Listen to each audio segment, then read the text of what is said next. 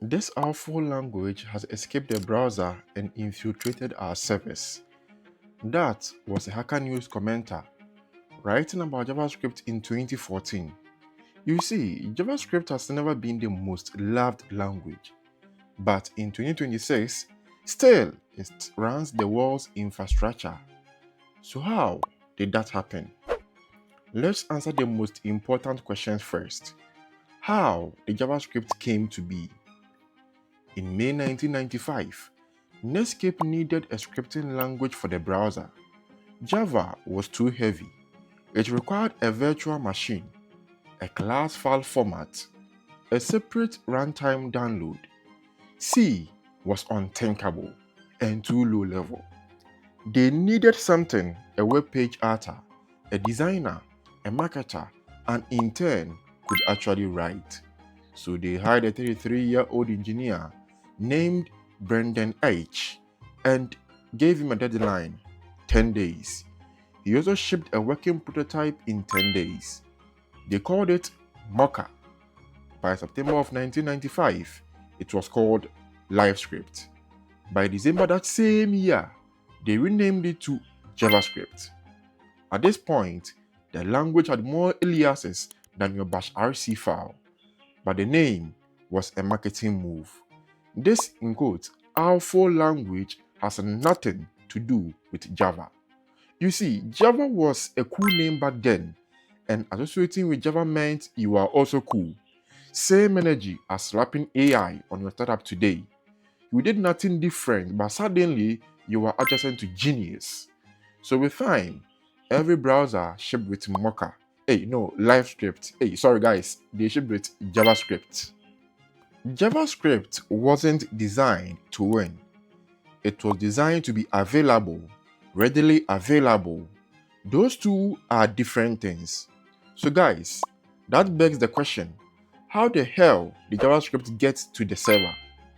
For 14 years, it didn't. The server ran Perl, then PHP, then Python, then Ruby. JavaScript has always lived inside the browser, and most people thought it would die there. But in November 2009, that was when an engineer, Ryan Dow, walked into a stage in Berlin in front of 150 people. He'd been watching Apache choke under concurrent connections. Every request opened a new thread. Every thread ate memory. The server collapsed when too many users showed up at once. He wanted something different, a server that didn't block, and he chose JavaScript. He was reaching for a 10-day-old language to replace a battle-tested Apache, which is to say, he switched stacks about as fast as when you abandon a JS framework the second a shinier one trends on Twitter.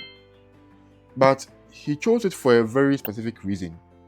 Every other language already had I/O baked in, and it was built around blocking. Developers who wanted async had to bolt it on. Ruby had event machine. Python had twisted. But those libraries were fighting their own language's defaults. The second the normal blocking call slipped in, the whole thing stalled. JavaScript had no I/O library at all, no legacy, no defaults to fight, and JavaScript developers were the only programmers on earth who already thought in events, because that's how the browser works, and that's where they spent their whole careers.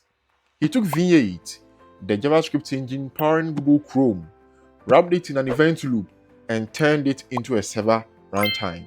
He called it Node.js. The audience gave him a standing ovation, the first in the conference's history. Within months, tens of thousands of engineers were running to it.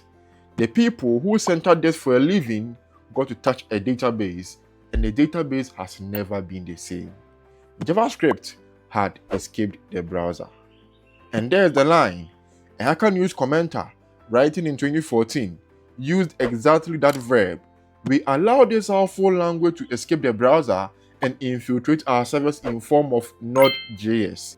He was right about the escape, but he didn't know what was coming next. JavaScript went to mobile and desktop. How? In 2013, an engineer at GitHub named Cheng Zhao wrapped Chromium and Node.js into a single runtime. GitHub was building a test editor called Atom, and Atom's pitch was the hackable editor, customizable in the same language its users wrote every day, JavaScript. So Atom had to ship with a browser inside it. The runtime was called Atom Shell. 2 years later, GitHub renamed it to Electron. Thanks to Jen, your messaging app now ships an entire browser just to render a thumbs up. You were touching memory like it was free before AI even showed up to finish the job. Facebook then made a bet. In 2012, Mark Zuckerberg had called Facebook's HTML5 mobile bet the biggest mistake we've made as a company. They scrapped it and rebuilt native. iOS and Android separately, 2 code bases twice the cost. Then, in 2013, an engineer named Jordan Walk proved at an internal hackathon that React's component model could drive real native UI on iOS, not a web view, actual native widgets. Same JavaScript code, 2 mobile platforms, Android and iOS. Facebook open sourced it at F8 in March 2015 and called it React Native. And that was the beginning of a terror reign by JavaScript.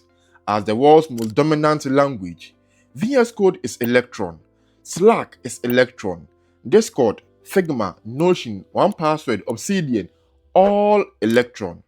Your code editor is a browser. Your password manager is a browser. Your favorite chat app is a browser too. Now, in 2024, something strange also happened. Microsoft confirmed that part of the Windows 11 Start menu was built with React Native. The interface rendered into the native XAML layer underneath, not a web view pretending to be native, actual native UI controls described in JavaScript. And Microsoft made this choice on purpose. The recommended section pulls personalized files, recent apps, frequently changing content. It needed to ship fast and iterate fast, faster than recompiling Windows could allow. So Microsoft builds and maintains its own fork, React Native for Windows. Specifically, so JavaScript can drive native Windows widgets. The most deployed operating system on the planet was drawing its own menu in the language one engineer wrote in 10 days. In 2026, every large language model on the market appears to have been trained on code where JavaScript dominates. That means GitHub's public repos, every NPM package, every blog post and answer Stack Overflow question. The most trained on language becomes the most generated. The most generated becomes the most shipped. And the most shipped becomes the next training corpus for the model after that.